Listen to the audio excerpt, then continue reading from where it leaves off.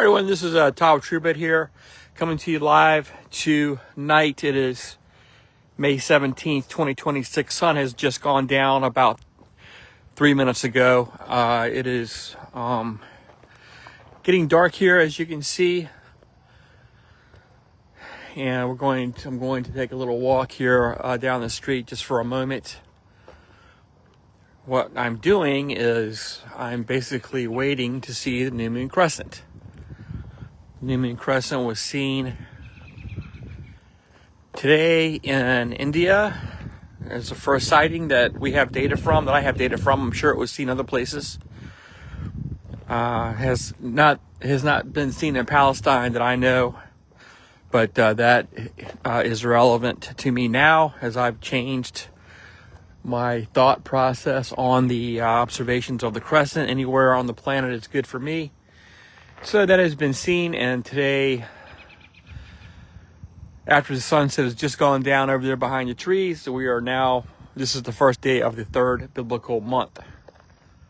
And also, very important holy day is coming up rapidly, called the Feast of Weeks, which is in Scripture. We don't use the common name today, but that's going to be coming up in about a week. Next Friday at sunset. That'll be day 50 of our count from Passover. So, very important time of the year.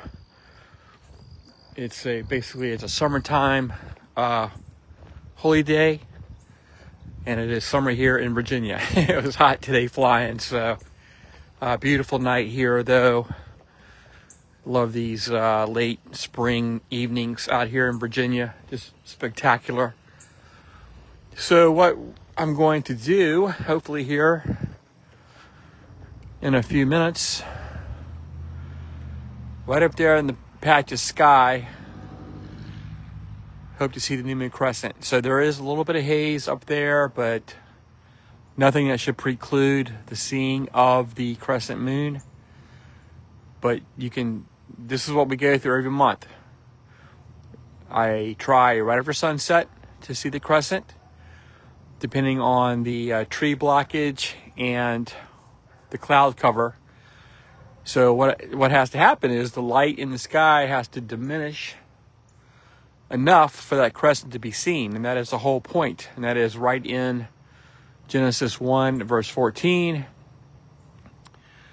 It's explained clearly in Exodus 12, and Paul talks about it in Colossians 2, 16 and 17. Makes it perfectly clear that believers are to keep the new moon crescent. So that's what we do today. And it's fun. It's fantastic. And I started observing the crescent here, right in this location, about, 24 years ago now. Been doing it every month, trying to every single month so far. Sometimes you can see it and sometimes you can't. Depends on the atmosphere, depends on the cloud cover, depends on the position of the moon, the brightness of the sky.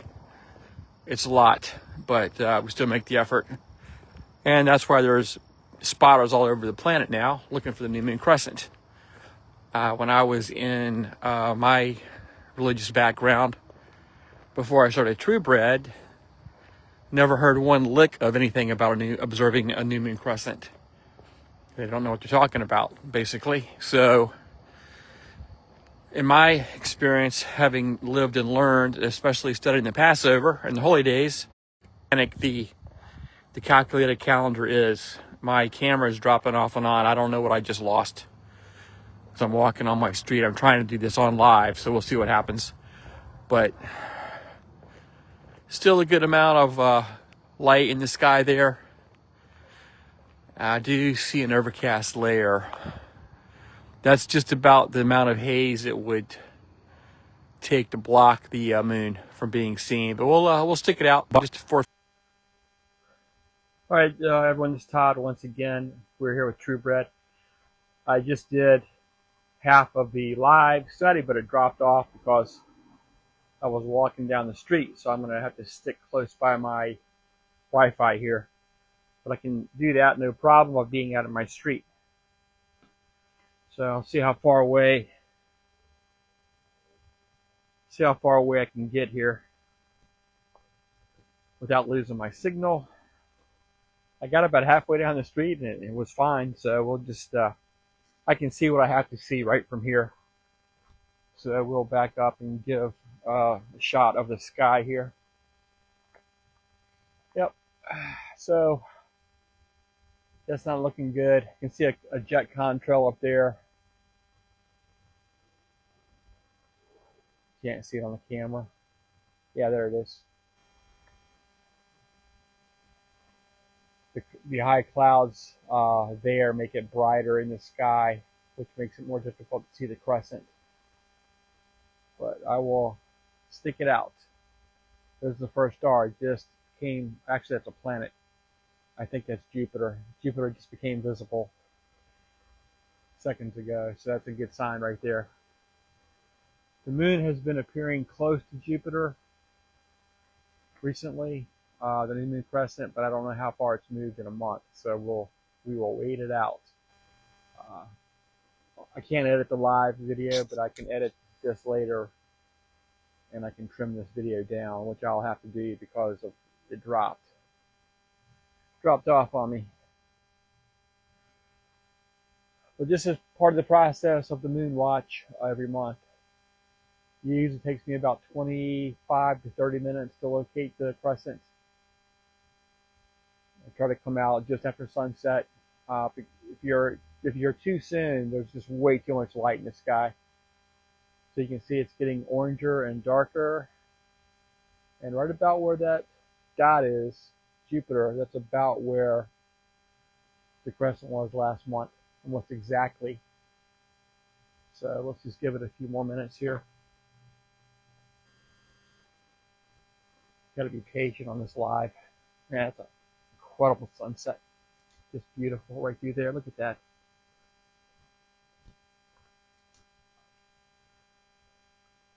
But you can see the problem I have on this part of the street. I have the trees, but if I find a gap like this, I can really get a nice shot. If it pops up.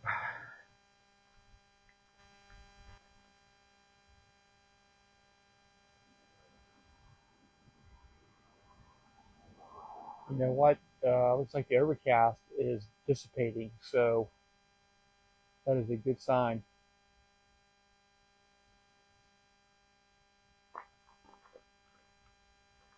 My neighbors see me out here doing this. I think I'm crazy. They've already seen me doing it a few years back. Looked at me like I had 3 heads. I tried to explain to them. They had no clue. No clue and no interest in what I was doing.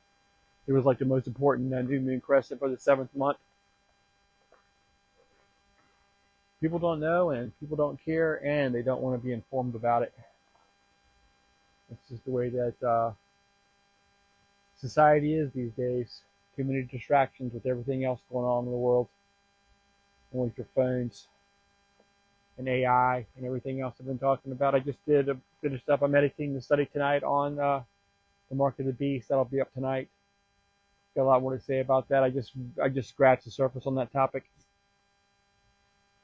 A very profound and important topic, especially this day and age, and especially with Trump losing his mind over Iran and this idiotic, completely fake disclosure project about the UFOs, the UAP, whatever they call it.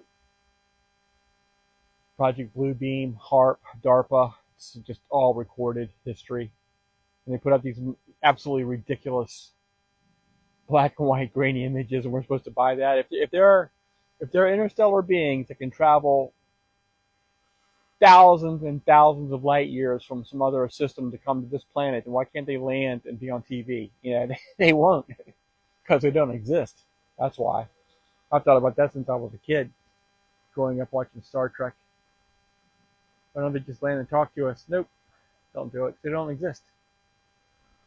They're aberrations, or they're whatever the Creator allows demons to do in our skies for the strong delusion, as he says, versus the truth. I was with a student today, and he's talking about his 16-year-old smart kid wants to join NASA and go to Mars with Elon Musk. And I asked him, I said, do you want to be an astronaut? He goes, yeah. I said, all right. I didn't tell him anything, though, yet. He's too young. I will, though, but not at 16. But it's getting dark. There's a nice view of the star, or I think it's Jupiter. I keep saying star. It's not twinkling. That's a planet. Pretty sure it's Jupiter. And it's definitely dark enough to see the crescent, so we should be seeing it. Seeing it here momentarily. You're on the hunt with me. Now I have my fancy iPhone 17 and my tripod. I can actually do this properly. Yeah, it's definitely getting dark enough. Surprised we haven't seen bats yet flying around. But you have to see, I've got to maneuver. I've had to do this for years. I have to maneuver around these trees because sometimes I can't see it from like this position. But if I walk 100 more yards, I can see it plain as day. And it'll be down in the trees sometimes. Because you cannot predict. That's the whole beauty of the Creator's calendar. The month cannot be predicted. The crescent's got to be seen, and we do not know when that is. Versus the pagan Hallel 2 calendar, the calculated Jewish calendar, which disassociated mankind, or tried to disassociate the biblical calendar from Scripture. That's exactly what Hallel 2 did in 365 AD. But no, it's not. I'm not. And I grew up doing that since I was a kid. So that's ancient history now. That's part of this process of believing in Scripture and then growing when you learn something new, which, I've had to do that ever since 1992 when the whole issue of Passover started. See, now we're seeing the bats. Beautiful. Love seeing the bat. I don't know if you can see it on the camera. There's a bat flying over my head here. Just glad to see that, because if they go, we're going to go. Bug eaters and pollinators. All right, I don't want to lose this signal. I'm going to walk back towards my home on the magnificent Delray Drive with our fresh gravel. What a sight. It's gravel with tar. And it's rock solid. All right. So, 5 more minutes, and then I'm going to have to bag this because I don't think we're going to see it. We just may not be in the right position. We just do not know. I don't have to see it here. I do not have to see the crescent from my location. This is just something I would like to do. It's already been seen. That issue is settled. That's not something I have to worry about. I just like to see the crescent myself. It's a challenge, and it's important. It makes you think. When you start observing the new moon crescent, it makes you think about your position in the universe, and that you're in space on a spaceship. All right. It's totally dark enough now to see the crescent, and I don't see it. And we got good visibility as well. So it could pop up. And this has happened over and over, where it's not there 1 second, and you come back and look, and there it is. That's how it works. That is the beauty of the observation of the crescent. It is definitely a hunt. That's a beautiful... Oh, there it is! Woo! Right there.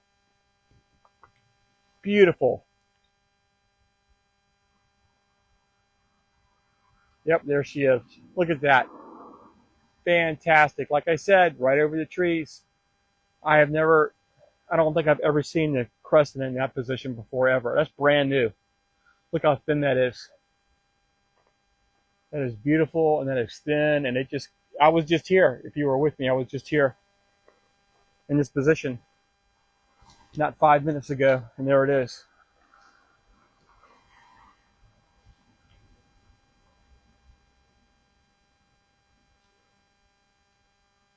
All right, let me get up from under these wires. It's incredible. That's why it's worth it to wait. It's going to be hard for me to get it away from those wires from my position. All right, there we go. Yep, there she is. Just beautiful. Look at that.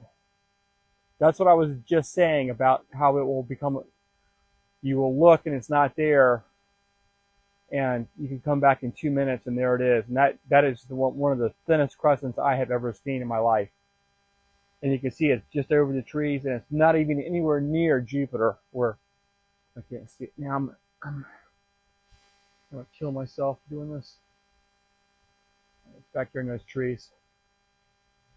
But there she is, folks. That's the third observable biblical new moon crescent. We are on our count to the Feast of Weeks. We have about 5 days left, and I will have a Bible study. I will have a detailed Bible study on that crucial date coming up here in about a week. So I'm going to call it a night. We were successful. We did find it. Just fantastic shot right there. And you can see what I have to go through every month to do this. And I'm happy to do it. So it's Todd Kallenbach. Thanks for watching. I'll talk to you soon. Keep the faith. Wow, look at that. Even got the bats flying around. That's fantastic.